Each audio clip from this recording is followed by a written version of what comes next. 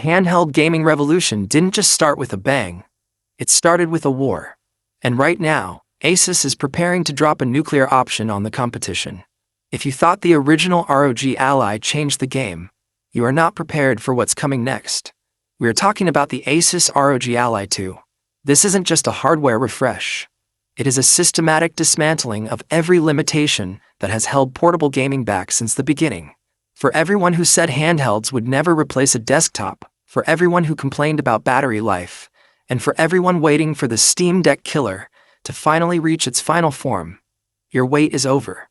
This is the deep dive into the machine that is about to reset the benchmark for power in the palm of your hand. Let's be honest about the first generation. The ROG Ally was a beautiful, powerful, but flawed masterpiece. It gave us that stunning 120Hz screen and the raw power of the Z1 Extreme. But it left us tethered to power outlets and wrestling with Windows 11 on a tiny screen.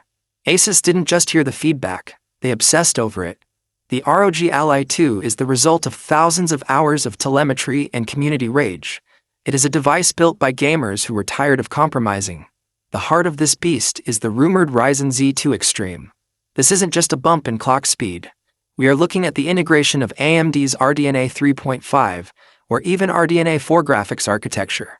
In plain English, that means Cyberpunk 2077 at high settings with ray tracing, hitting a locked 60 frames per second while you're sitting on a bus. This is the kind of performance that was reserved for $2,000 gaming laptops just 18 months ago. But the Ally 2 isn't just throwing raw power at the problem. It's using the new XDNA 2 AI processor to implement FSR 4.0 at a hardware level.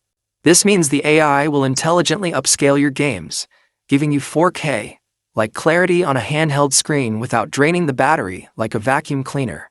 Speaking of the screen, Asus is about to end the OLED debate once and for all. The Ally 2 is expected to feature a 7-inch or 8-inch tandem OLED display with a 144Hz refresh rate. But here is the kicker: VRR, or variable refresh rate, is back and better than ever. While the competition struggles with screen tearing and stuttering at low frame rates, the Ally 2 will remain buttery smooth even if your game dips into the 30s. The colors will be deeper than a black hole, and the peak brightness is rumored to hit 1,500 nits. You could be gaming on a sun-drenched beach in Florida, and you'll still see every detail in the shadows of Elden Ring. But power is useless if the machine dies in 40 minutes. This was the Achilles heel of the original. For the Ally 2, Asus has completely redesigned the internal layout to fit a massive 80Wh battery, doubling the capacity of the original. They are utilizing new silicon anode battery technology to pack more energy into the same physical footprint. We are looking at a world where you can actually play AAA games for 3 to 4 hours straight without looking for a wall plug. This is the holy grail of handheld gaming. The portable part of the name is finally becoming a reality, not just a marketing suggestion. Now let's talk about the Windows problem. We all love the freedom of Windows because it means we can play Game Pass, Epic, Steam, and Ubisoft titles all in one place.